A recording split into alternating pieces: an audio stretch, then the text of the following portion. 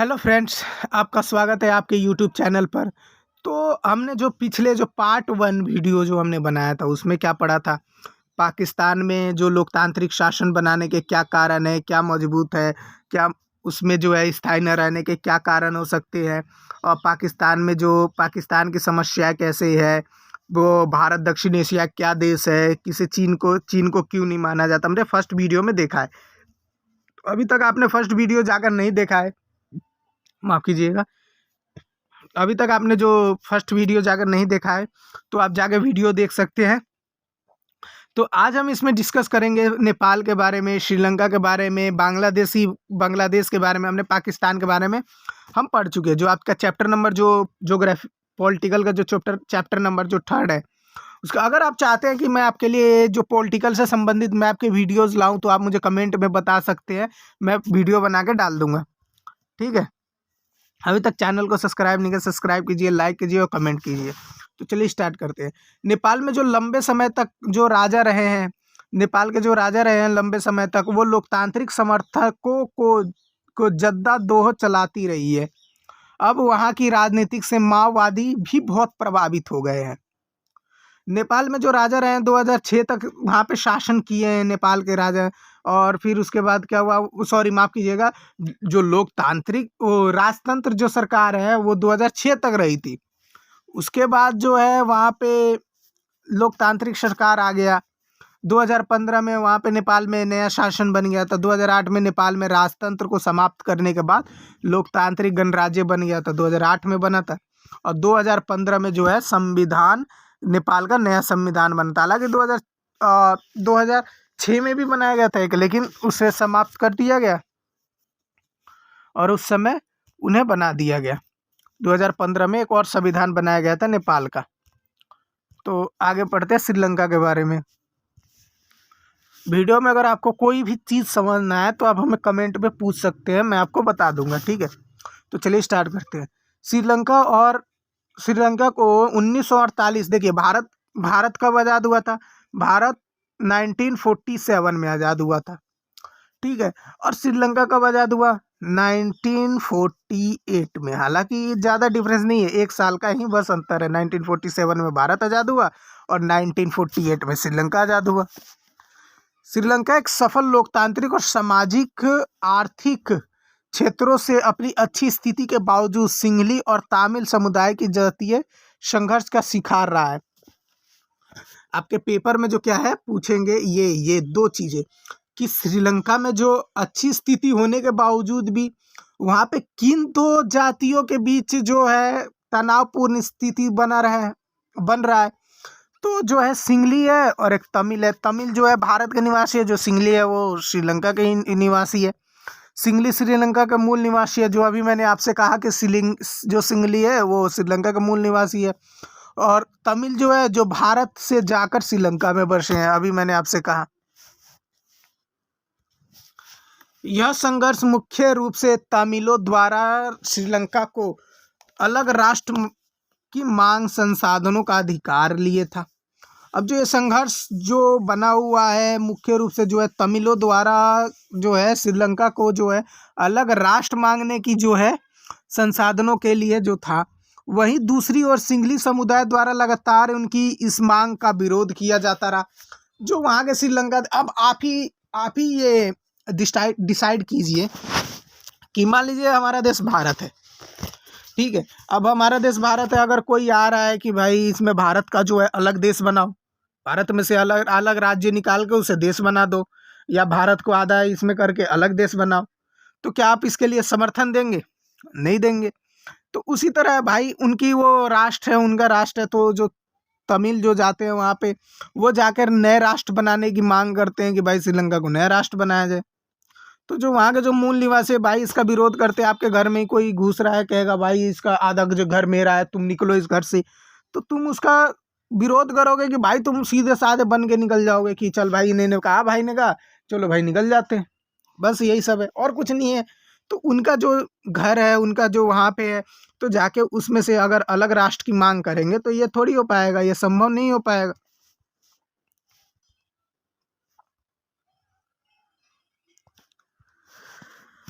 वर्तमान में जो श्रीलंका है गंभीर आर्थिक स्थिति से दौर से गुजर रहा है। 1987 में भारतीय सरकार श्रीलंका और तमिलों के मसले के प्रत्यक्ष रूप में शामिल हुई थी। 1987 में क्या हुआ, सरकार जो है वहाँ पे एक सेना भेजा था। तो भारत के ने जब उसमें श्रीलंका में समझौता किया और तमिलों के बीच रिश्ते सामान्य करने के लिए सेना भेजा था। लेकिन जो उस समय की, इसमें मैं आपको विस्तार से बना देता हूँ। 1987 में क्या हुआ, सरकार ने क्या करा भाई, उसमें अपनी भारत ने सेना भेजी कि इनकी जो मसले है, जो वहाँ के मूल निवासी जो है तमिल जो है और तमिलों के बीच कोई वो रिश्ता, और श्रीलंका के जो लोग थे और तमिलों के बीच की रिश्ता को सही करने के लिए वहाँ सेना भेजा गया। लेकिन जो सिंघली जो थे उन्हें खास पसंद नहीं आया कि सरकार जो है इन्हीं की मदद ज़्यादा कर रही है, भारतीय सरकार उनके पक्षपात कर रही है, पसंद नहीं आया। तो उन्होंने क्या हुआ कि श्रीलंका में बाद में क्या हुआ, अशांति फैलने लग गया। तो अशांति फैला तो 1989 में क्या हुआ, भारत ने अपनी सेना बिना लक्ष्य प्राप्त किए वापस बुला ली, बिना किसी कारणवश उसे वापस बुला लिया। नॉर्वे और आइसलैंड जैसे स्कॉटलैंड देशों में अंतर्राष्ट्रीय भूमध्यस्य की भूमिका निभाई। अंततः सशस्त्र संघर्ष समाप्त हुआ क्योंकि 2009 में को लिट्टे को खत्म कर दिया गया। इतना समझ में आ गया? नहीं है तो आप मुझे कमेंट करके पूछ सकते हैं। अब इसमें जो है अगला है आपका बांग्लादेश। अब मैंने जो फर्स्ट वीडियो में ही आपको बताया था कि बांग्लादेश में पहले पूर्वी पाकिस्तान था और इसका जो उसमें क्या हुआ, युद्ध हुआ तो वो पाकिस्तान से अलग हो गया, ने अपना नया देश रखा जिसका नाम था बांग्लादेश, और इसमें लोकतांत्रिक सरकार रखा गया था। और यही सब जो चीज़ें हैं मैंने आपको फर्स्ट वीडियो में जो शुरू में बता दिया था कि भाई इसका असम में चीज़ हुआ, ये हुआ, वो हुआ, ठीक है। तो लेकिन फिर भी जो आया इसमें मैं आपको फिर से विस्तार से बता देता हूँ।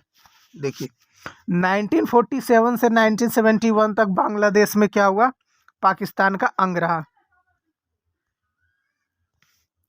जब 1947 में भारत पाकिस्तान का बंटवारा हुआ था, ठीक है।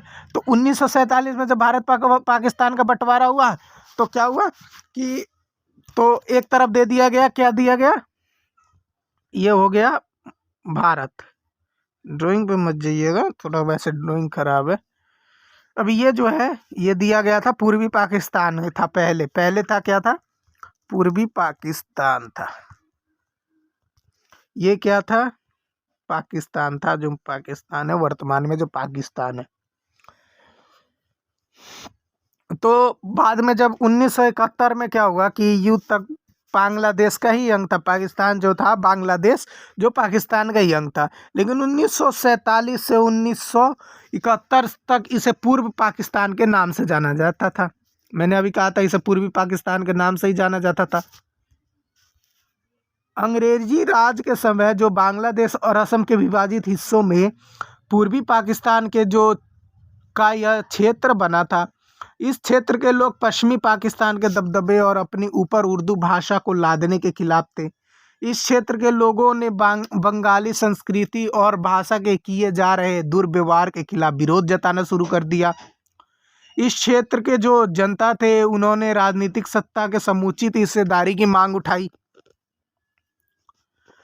जो यहाँ के बांग्लादेश के जो क्षेत्र थे वहाँ पे क्या हुआ, जनता ने प्रशासन में भी अपनी न्यायोचित प्रतिबंधित्व की मांग उठाई। और पश्चिमी पाकिस्तान के जो प्रभुत्व था उसके खिलाफ जन संघर्ष के नेतृत्व में जो शेख मुजीबुर उर रहमान ने किया था। जो पश्चिमी पाकिस्तान जो था उसके प्रभुत्व के खिलाफ किसने करा था, शेख मुजीबुर रहमान। 1970 में चुनाव में शेख मुजीबुर रहमान के नेतृत्व में अवामी लीग की पूर्वी पाकिस्तान की सारी सीटें पर विजय मिली। 1970 में जब चुनाव हुआ तो शेख मुजीबुर के जो क्षेत्र वो थे, नेतृत्व थी, उसका नियम था अवामी लीग को क्या हुआ, पूर्वी पाकिस्तान के जो जितने भी सीटें थी सब मिली थी किसको, शेख मुजीबुर रहमान को। अवामी लीग को संपूर्ण पाकिस्तान के लिए प्रस्तावित संविधान सभा में बहुमत हासिल हो गया, ठीक है। अब क्या हुआ कि जो सरकार और पश्चिमी पाकिस्तान के नेताओं का क्या था, दबदबा था यहाँ। और सरकार ने इस सभा के आहूत करने से इनकार कर दिया। अगर आप वीडियो को और ज़्यादा क्लियरिटी में देखना चाहते हैं तो आप वीडियो को 4K में कर लीजिएगा, आपका वीडियो एकदम अच्छा क्लियर और फ्रेश हो जाएगा। ठीक है। शेख मुजीब को जो गिरफ्तार किया गया था, शेख मुजीबुर रहमान को जब गिरफ्तार किया था तो जनरल यहिया खान और सैनिक शासन पाकिस्तान ने सेना के पूर्वी पाकिस्तान जनता के आंदोलन को कुचलने की कोशिश की। हजारों लोग क्या हुआ, पाकिस्तानी सेना के हाथों मारे गए। पूर्वी जो हजारों लोग थे क्या थे, पाकिस्तान के सेना के हाथों मारे गए। पूर्वी पाकिस्तान की बड़ी संख्या के लोग भारत पलायन करने लग गए। मैंने शुरू में ही जो फर्स्ट वीडियो है उसी में बताया था कि जब पाकिस्तान का युद्ध हुआ था तो उन्होंने जो पाकिस्तान के जो बांग्लादेश के जो लोग थे वो भारत में बहुत बड़ी मात्रा में पलायन कर रहे थे। अब भारत के सामने समस्या उत्पन्न हो गई कि भाई इतने सारे जब लोग आएंगे तो इनको रखेंगे कहाँ, खिलाएंगे क्या, ये सब समस्या उत्पन्न हो गई थी। भारत सरकार ने पूर्वी पाकिस्तान के लोगों को आज़ादी की मांग का समर्थन किया और उन्हें वित्तीय और सैन्य सहायता भी दी। परिणाम स्वरूप 1971 में भारत और पाकिस्तान के बीच युद्ध छिड़ गया। परिणाम स्वरूप क्या हुआ, 1971 में भारत और पाकिस्तान के बीच युद्ध शुरू हो गया और पाकिस्तान जो था इसमें बुरी तरह से हारा था। युद्ध की समाप्ति पूर्वी पाकिस्तान में पाकिस्तानी सेना के आत्मसमर्पण तथा स्वतंत्र राष्ट्र बांग्लादेश का निर्माण के साथ हुई। ठीक है। बांग्लादेश ने जो है अपना संविधान बनाकर उसमें अपने को एक धर्मनिरपेक्ष लोकतांत्रिक तथा समाजवादी देश घोषित किया। उसके बाद जो क्या हुआ, बांग्लादेश के जो बहुदलीय चुनाव पर क्या था आधारित जो प्रतिनिधित्व जो मूलक लोकतांत्रिक कायम है। ठीक है, इतना समझ में आ गया। अब पढ़ेंगे मालदीव। ठीक है, मालदीव पढ़ेंगे। मालदीव 1968 तक संतलत हुआ करता था, लेकिन क्या हुआ कि 1968 में यह एक गणतंत्र बना और शासन के आध्यात्मिक प्रणाली अपनाई गई। 2005 के जो जून में जो मालदीव के संसद ने क्या हुआ, बहुदलीय प्रणाली को अपनाने के पक्ष में एक मत से मतदान दिया।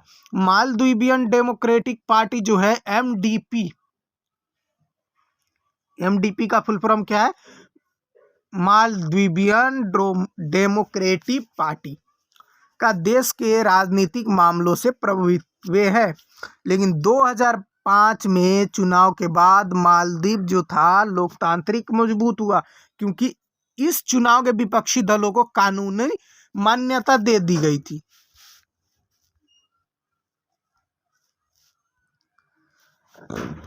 मालदीव के साथ भारत के जो संबंध थे वो सौहार्दपूर्ण तथा गर्मजोश से भरे थे।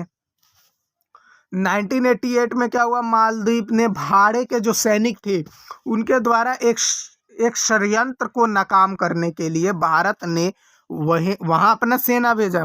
मालदीव में सेना भेजा। भारत ने मालदीव की आर्थिक विकास, पर्यटन, मत्स्य उद्योग में भी सहायता की है। अगर आप चाहते हैं कि मैं अगर ज्योग्राफी के ऊपर वीडियो बनाऊँ, अगर आपको मेरा वीडियो अच्छा लग रहा है, पर डे आप एक वीडियो चाहेंगे तो मैं पर डे ज्योग्राफी और पॉलिटिकल के ऊपर आपका वीडियो बना के डाल दिया करूँगा। और अगर चाहते हैं, अगर आप हिस्ट्री पढ़ना चाहते हैं तो उसके लिए भी आप मुझे कमेंट कर सकते हैं कि सर आप मुझे हिस्ट्री पढ़ा दीजिए, मैं इसके ऊपर भी वीडियो बना के डाल दूँगा। वीडियो अच्छा लगे तो आप ज़रूर सब्सक्राइब कर दीजिएगा और लाइक कर दीजिएगा। तो मिलते हैं आपके अगले नेक्स्ट वीडियो में, तब तक के लिए बाय बाय। आगे हम थर्ड वीडियो में हम पढ़ेंगे भारत और दक्षिण एशिया जो क्षेत्र है जो इनमें क्या समस्या रही, चीन और अमेरिका के जो दक्षिण एशिया के जो राजनीतिक में क्या भूमिका रही, ये सब हम अगले नेक्स्ट वीडियो में पढ़ेंगे। तब तक के लिए बाय बाय।